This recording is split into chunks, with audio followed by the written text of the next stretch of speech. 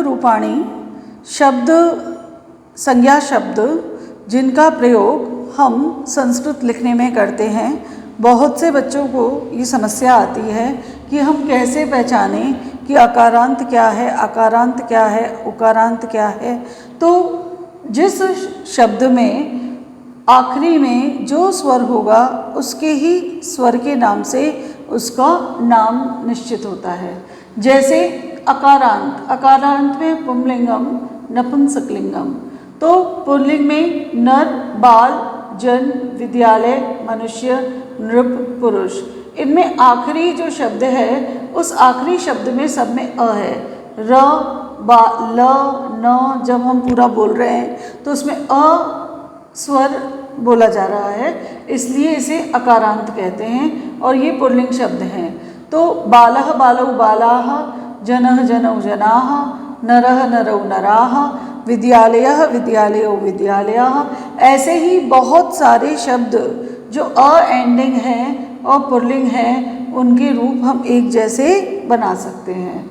नपुंसकलिंग में फल, पुष्प, ज्ञान, पत्र, पात्र, फलम फले फलानि, पुष्पम पुष्पे पुष्पाणि, ज्ञानम ज्ञाने ज्ञानानि, पत्रम पत्रे पत्राणि, पात्रम पात्रे पात्राणि। फिर आकारांत, आकारांत आ की मात्रा जिसमें हो, लता, वाटिका, शाला, बालिका, छात्रा, समाज सेविका, अजा।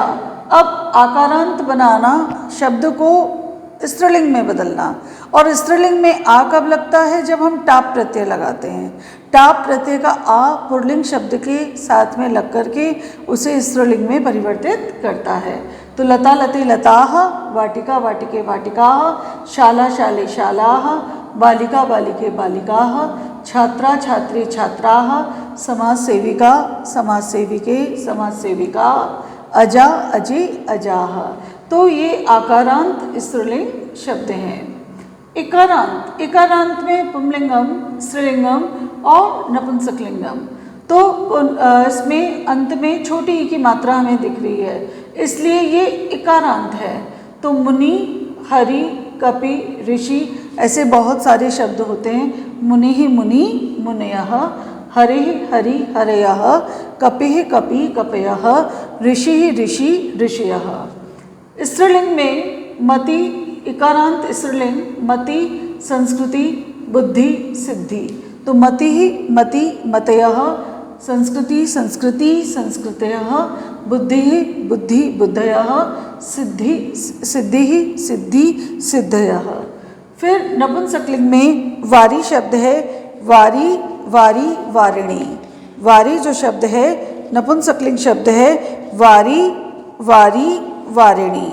ठीक है, तो इस तरीके से ये इकारांत, पुल्लिंग, नपुंसकलिंग और स्त्रीलिंग शब्द है।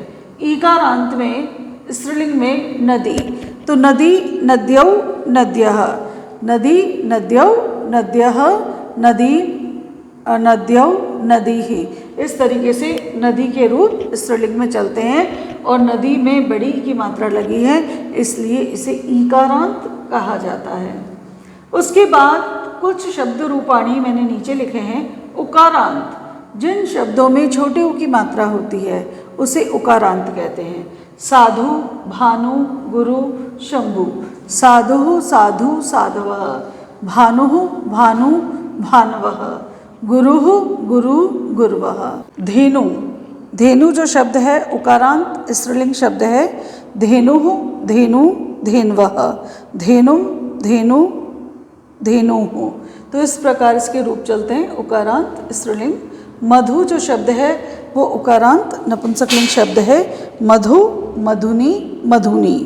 ठीक है, तो नपुंसकलिंग जो शब्द है वो प्रथमा द्वितीया में एक जैसा चलता है। तो वस्तु वस्तुनी वस्तुनी वस्तुनी। ठीक है, अब उकारांत वधु जो शब्द है, वधु उकारांत में वधु वधवौ वधवः, वधु वधवौ वधवः। फिर ऋकारांत, ऋ की मात्रा पितृ दात्री भ्रातृ। पिता पितरौ पितरः, दात्री दाता दातारौ दातारः, भ्रातृ भ्राता भ्रातारौ भ्रातारः। मातृ माता मातरौ मातरः। तो इनमें री से ऋषि की मात्रा है, इसलिए इन्हें ऋकारांत कहते हैं। तो ऋकारांत में पुंलिंग और स्त्रीलिंग शब्द होते हैं।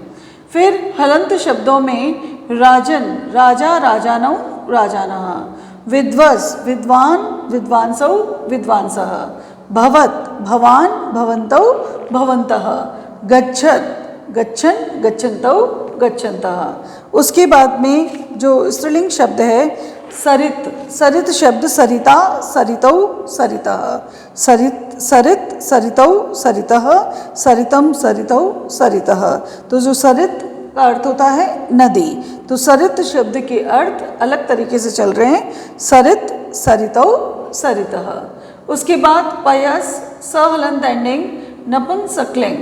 तो पयस, पयस जो शब्द है मनस शब्द है, पयः, पयसी, पयांसी, मनः, मनसी, मनांसी। तो इस प्रकार ये शब्द रूपाणी हैं जिनमें स्वर जिनके अंत में आया है वो उस स्वर के नाम से उन्हें पुकारते हैं। तो अ आया है तो अकारांत, आ आया है तो आकारांत, छोटी ई आया है तो इकारांत, बड़ी ई आया है तो ईकारांत, छोटा उ आया है तो उकारांत, बड़ा उ आने पर ऊकारांत, री से ऋषि आने पर ऋकारांत और हलंत आने पर उन्हें हलंत शब्द कहा जाता है। शब्द रूपाणी के बाद, संज्ञा शब्दों के बाद हम पढ़ रहे हैं सर्वनाम शब्द रूपाणी, सर्वनाम प्रोनाउन। ठीक है, तो इसमें अस्मत् और युष्मत् ये बहुत महत्वपूर्ण है। अस्मत् अहम, आवाम, वयम, युष्मत् त्वम, युवाम, यूयम। ये सर्वनाम जितने भी शब्द हैं वो प्रथमा विभक्ति से लेकर के सप्तमी विभक्ति तक ही उनके रूप चलते हैं, उनमें संबोधन नहीं होता। अस्मत् जो शब्द है वो फर्स्ट पर्सन के लिए आता है, मैं, वक्ता, बोलने वाला। युष्मत् आता है श्रोता, सुनने वाले के लिए। तो अहम, आवाम, वयम, अहम वदामि, आवाम वदावः, वयम वदामः। अगर युष्मत् की बात करते हैं, त्वम किम करोषि, तुम क्या कर रहे हो, युवाम किम कुरुथः और यूयम किम कुरुत। ठीक है, तो अस्मत् बोलने वाला स्वयं के लिए, युष्मत् श्रोता के लिए, लिसनर के लिए, और तत् मतलब वह, थर्ड पर्सन। तो सह तौ ते पुल्लिंग में, सह तौ ते, वह, वे दोनों, वे सब। सा ते ताः, वह, वे दोनों, वे सब स्त्रीलिंग में। नपुंसकलिंग में तत् ते तानि, वह, वे दोनों, वे सब। फिर एतत् जो सर्वनाम है पुल्लिंग, स्त्रीलिंग और नपुंसकलिंग में। पुंलिंग में एषा, एतौ, एते, एषः यह बालक है, एतौ एते। अब पुल्लिंग, स्त्रीलिंग और नपुंसकलिंग के हिसाब से इसके रूप चलते हैं। तो इसमें पुल्लिंग, स्त्रीलिंग और नपुंसकलिंग, एक वचन, द्विवचन और बहुवचन। तो एषः बालकः, एतौ बालकौ, एते बालकाः। स्त्रीलिंग में एषा बालिका, एते बालिके, एताः बालिकाः। एतत् फलम, एते फले, एतानि फलानि। तो ये सार्वनामिक विशेषण हैं। तत् सः बालकः, तौ बालकौ, ते बालकाः। सा बालिका, ते बालिके, ताः बालिकाः। तत् फलम, ते फले, तानि फलानि। तो ये सार्वनामिक विशेषण का कार्य भी करते हैं। तो उसके बाद में यत्, यत् मतलब होता है जो। तो पुंलिंग, स्त्रीलिंग और नपुंसकलिंग में यह, यौ, ये, जो, जिसने, जिन दोनों ने, जिन सब ने। तो यह, यौ, ये। तो यत् जो, या, ये, याः स्त्रीलिंग में, यत्, ये, यानि नपुंसकलिंग में। फिर किम, प्रश्न बनाने वाला शब्द। पुंलिंग में कह, कौ, के, कह, कौ, के, स्त्रीलिंग में का, के, काः, नपुंसकलिंग में किम, के, कानि। सर्व, सभी, ये भी एक सार्वनामिक विशेषण है। पुंलिंगम, स्त्रीलिंगम और नपुंसकलिंग में सर्वः, सर्वौ, सर्वे, सर्वः जनः, सर्वौ जनौ, सर्वे जनाः, सर्वा बालिका, सर्वे बालिके, सर्वाः बालिकाः। तो सर्वा, सर्वे, सर्वाः ये अपने आप में सर्व जो शब्द है पूरा, कंप्लीट, सभी, ठीक है। सर्वम, सर्वे, सर्वाणी ये नपुंसकलिंग शब्द है। सर्वम फलम, सर्वे फले, सर्वाणी फलानी। फिर इदम में, इदम शब्द में पुंलिंग, स्त्रीलिंग और नपुंसकलिंग में अयम, यह, अयम बालकः, इमौ बालकौ, इमे बालकाः। इयम स्त्रीलिंग में इयम बालिका, इमे बालिके, इमाः बालिकाः। इदम फलम, इमे फले, इमानी फलानी। तो ये जितने भी सर्वनाम शब्द हैं उन सर्वनाम शब्दों में हम अगर बात करें कि तीन पुरुष होते हैं, थर्ड पर्सन, सेकंड पर्सन और फर्स्ट पर्सन। अन्य पुरुष, प्रथम पुरुष, अन्य पुरुष को प्रथम पुरुष भी कहते हैं। तो अन्य पुरुष या प्रथम पुरुष, मध्यम पुरुष और उत्तम पुरुष। तो ये जितने भी जो ये सारे शब्द हैं ये सभी अन्य पुरुष में आते हैं, प्रथम पुरुष में आते हैं।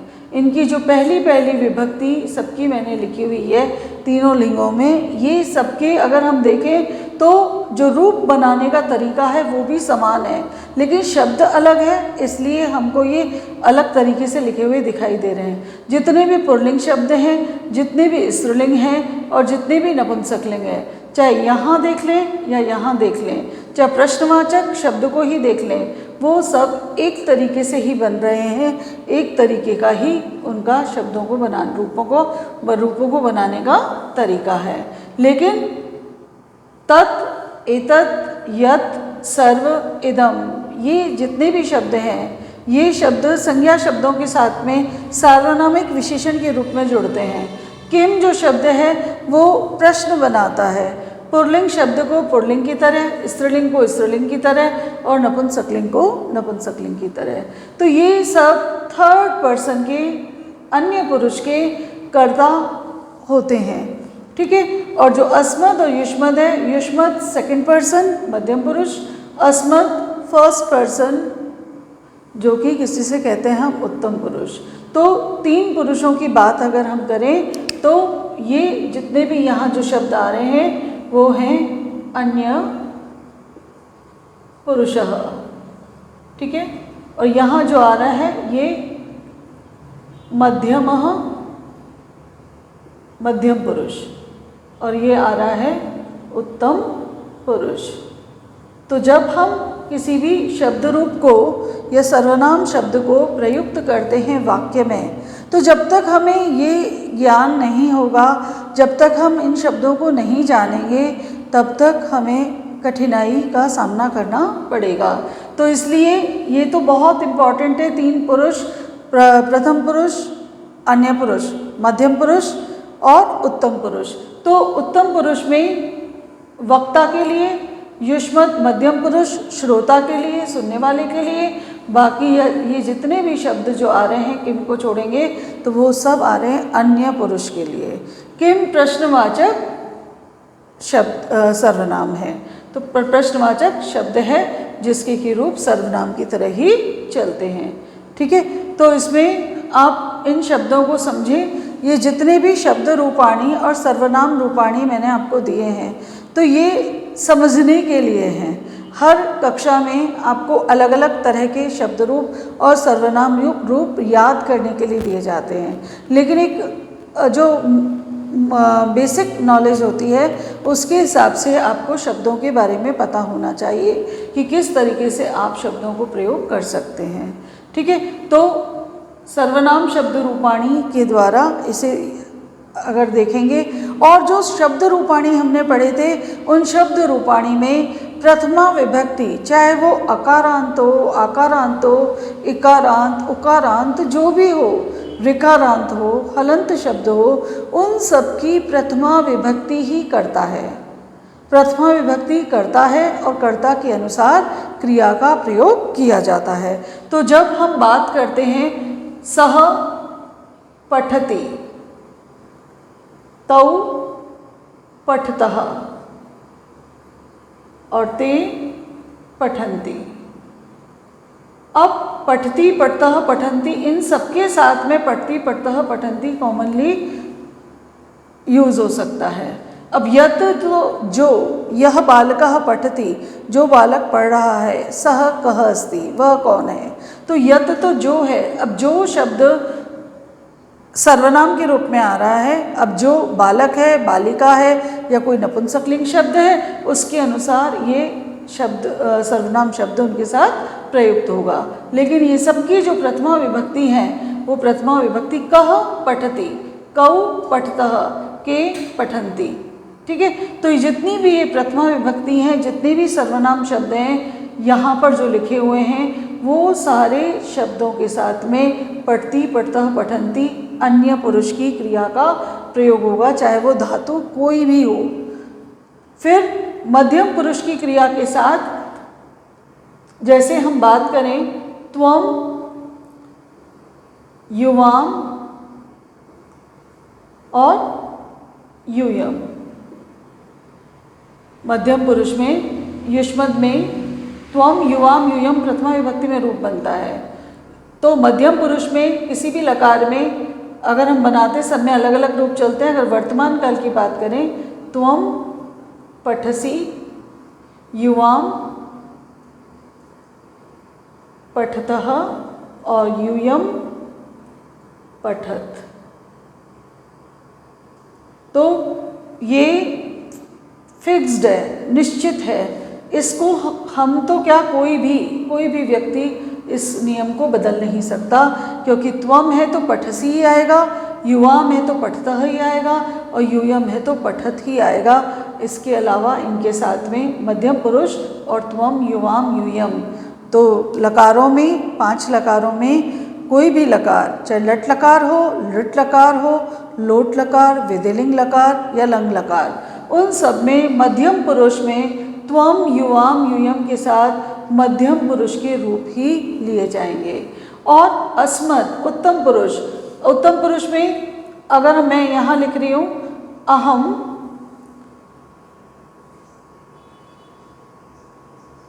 आवाम, वयम, मैं, हम दोनों और वयम हम सब।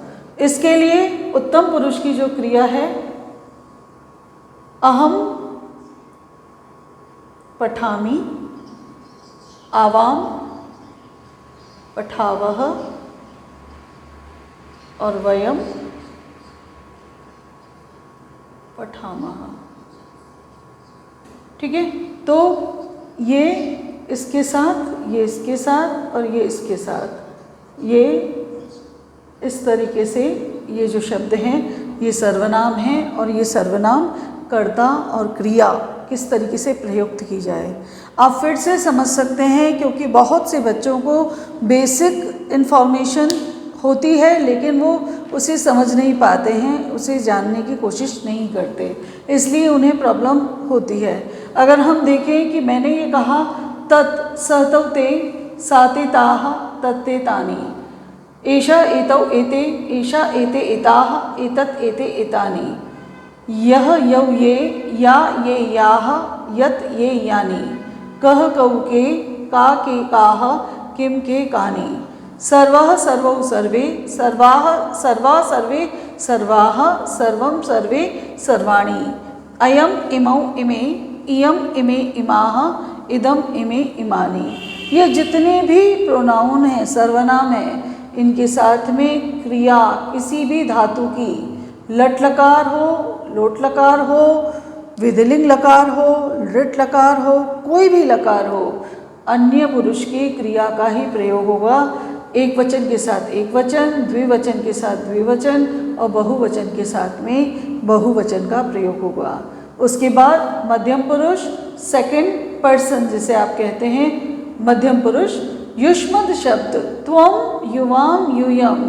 तो त्वम पठसी, मध्यम पुरुष की क्रिया, त्वम पठसी, युवाम पठतः और यूयम पठत। उत्तम पुरुष अस्मद, अस्मद अहम, आवाम, वयम, अहम पठामि, आवाम पठावः, वयम पठामः।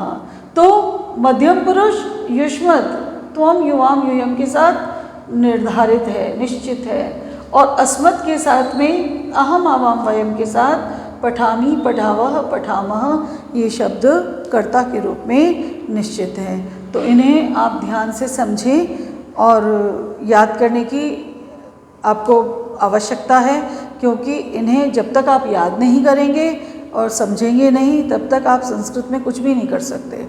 आपको बहुत परेशानी का सामना करना पड़ेगा। आपको हमेशा लगेगा कर्ता सही लिख दिया तो क्रिया गलत हो गई, क्रिया सही लिख दिया तो कर्ता गलत हो गया।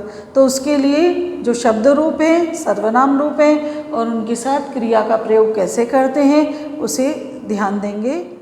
शब्द रूपाणी में संज्ञा शब्द पढ़े थे। बालकः बालकौ बालकाः, बालक शब्द स्त्रीलिंग में रमा रमे रमाः रमा, फलम फले फलानी नपुंसकलिंग, मुनिः मुनि मुनयः इकारांत पुल्लिंग, गुरुः गुरु गुरवः उकारांत पुल्लिंग, सतौ ते तत् सर्वनाम शब्द, साते ताः स्त्रीलिंग ये पुल्लिंग ये स्त्रीलिंग शब्द और तत्ते तानी नपुंसकलिंग शब्द। तो यहाँ हम देखना चाहते हैं कि जितनी भी बालक बालकौ बालका जितने भी संज्ञा शब्द लिखे हैं वो सब प्रथमा विभक्ति के शब्द हैं। प्रथमा विभक्ति मतलब कर्ता, कर्ता ने, बालकः बालक बालक ने किया, बालक करता है, बालक करेगा, बालक जाएगा, बालक आता है। तो प्रथमा विभक्ति बालक बालकौ बालकाः ये जितने भी ये जो संज्ञा शब्द हैं ये सब प्रथमा विभक्ति के हैं। और उनके साथ जो हमने क्रिया प्रयुक्त की है वो लट लकार में अन्य पुरुष या प्रथम पुरुष की है, क्योंकि ये थर्ड पर्सन, ना तो मैं अपने लिए कोई बात कर रही हूँ यहाँ, ना मैं सुनने वाले के लिए बात कर रही हूँ, मैं किसी तीसरे व्यक्ति की बात कर रही हूँ। थर्ड पर्सन अन्य पुरुष या प्रथम पुरुष। तो अन्य पुरुष या प्रथम पुरुष की जो क्रिया है वो उसके लिए कर्ता जो है वो संज्ञा शब्द में संज्ञा शब्द का प्रथमा विभक्ति का रूप होगा। अब प्रथमा विभक्ति में एक वचन है तो एक वचन, द्विवचन है तो द्विवचन और बहुवचन है तो बहुवचन। तो बालकः पठति, बालकौ पठतः, बालकाः पठन्ति, रमा लिखति, रमे लिखतः, रमाः लिखन्ति, फलं पतति, फले पततः और फलानि पतन्ति, मुनिः वदति, मुनि वदतः, मुनयः वदन्ति, गुरुः पाठयति, गुरु पाठयतः, गुरवः पाठयन्ति, सः चलति, तौ चलतः, ते चलन्ति, सा पश्यति, ते पश्यतः, ताः पश्यन्ति। अब तत् नपुंसकलिंग सर्वनाम शब्द है। तत् मित्रम अस्ति, तत् वह, ते वे दोनों, तानी वे सब। तो तत् अस्ति, तत् सर्वनाम के साथ में संज्ञा शब्द भी जोड़कर मिलेगा। ते स्तः और तानी संति। इसके बाद में जब हम बात करते हैं युष्मत् की, जिसे कि मैंने कहा था सुनने वाले के लिए हम प्रयोग करते हैं। तो सुनने वाला श्रोता, तुम दोनों, तुम सब। तो युष्मत् की प्रथमा विभक्ति त्वम युवाम यूयम। तो प्रथमा विभक्ति चाहे सर्वनाम की हो, चाहे हलंत शब्दों की हो, चाहे संज्ञा शब्दों की हो, किसी भी शब्द की हो, वो करता है, कर्ता कार्य को करने वाला। तो त्वम पठसि, युवाम पठतः, यूयम पठत। तुम पढ़ते हो, तुम दोनों पढ़ते हो, तुम सब पढ़ते हो। तो ये जो कर्ता हैं ये इनके साथ में मध्यम पुरुष की जो क्रिया है, चाहे वो किसी भी लकार में हो या ये कहें किसी भी टेंस में हो, वो मध्यम पुरुष की क्रिया त्वम युवाम यूयम के साथ ही प्रयुक्त होगी। उसके बाद अगर हम लिखती होता, लिखति लिखतः लिखन्ति है, तो त्वम लिखसि, युवाम लिखतः, यूयम लिखत। त्वम पतसि, युवाम पततः, यूयम पतत। फिर अस्मत् शब्द है। अस्मत् शब्द आता है वक्ता अपने लिए प्रयोग करता है। मैं आपको पढ़ा रही हूँ तो मैं वक्ता हूँ, मैं बोल रही हूँ, मैं क्या क्या कह रही हूँ अपने लिए, मैं पढ़ा रही हूँ, मैं ये बोल रही हूँ, मैंने ये कहा। तो मैं जब अपने लिए कोई बात कहूँगी तो उस बात के लिए मुझे अस्मत् शब्द जो सर्वनाम है उसका प्रयोग करना पड़ेगा, और उसके लिए अहम, आवाम, वयम, मैं, हम दोनों, हम सब। तो ये प्रथमा विभक्ति है और अस्मत् शब्द के साथ में हमेशा उत्तम पुरुष की क्रिया का ही प्रयोग होता है, जिसे हम फर्स्ट पर्सन कहते हैं। तो पाठयामि, पाठयावः, पाठयामः, अहम पाठयामि, मैं पढ़ाता हूँ, आवाम पाठयावः, हम दोनों पढ़ाते हैं, वयम पाठयामः, हम सब पढ़ाते हैं, अहम चलामि, मैं चलता हूँ, आवाम चलावः, हम दोनों चलते हैं, वयम चलामः, हम सब चलते हैं। तो इस प्रकार कैसे आप कर्ता और क्रिया का प्रयोग कर सकते हैं। जैसे कई बार आपको बहुत सामान्य से वाक्य मिलते हैं, वह पढ़ता है। अब वह पढ़ता है, वह पुल्लिंग है, पढ़ता है, क्रिया से हमें पता चला कि वह पुल्लिंग शब्द है। क्यों? क्योंकि अगर स्त्रीलिंग होता तो वह पढ़ती है। ठीक है, तो वह पढ़ता है तो सह, वह।